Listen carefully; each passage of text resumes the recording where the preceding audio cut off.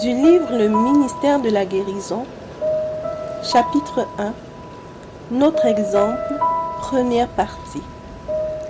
Notre Seigneur Jésus-Christ est venu en ce monde comme le serviteur inlassable des besoins de l'homme.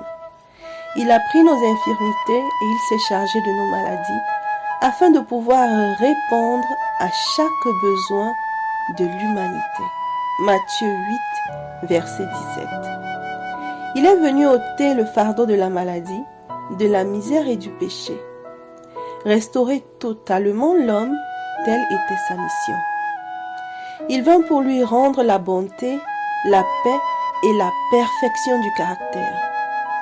Les conditions et les besoins de ceux qui venaient à lui étaient variés, mais personne ne repartait sans avoir reçu son aide. De lui coulait un flot de puissance guérissante.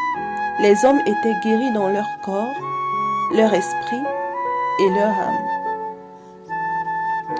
L'œuvre du Sauveur n'était pas limitée à un lieu ni à une époque déterminée. Sa compassion était illimitée.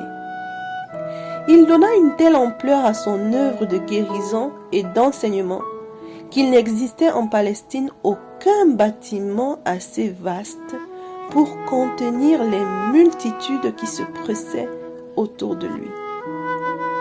Ses hôpitaux, c'étaient les flancs des collines verdoyantes de Galilée, les voies de communication, le bord des mers, les synagogues et tout autre lieu où les malades pouvaient lui être amenés.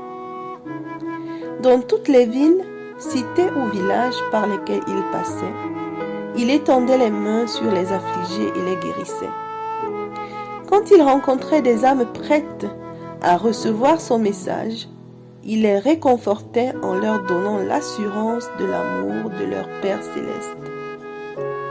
Tout le jour, il se penchait sur ceux qui venaient à lui. Le soir, il accordait son attention à ceux qui, pendant la journée, avaient travaillé pour gagner la pitance de leur famille.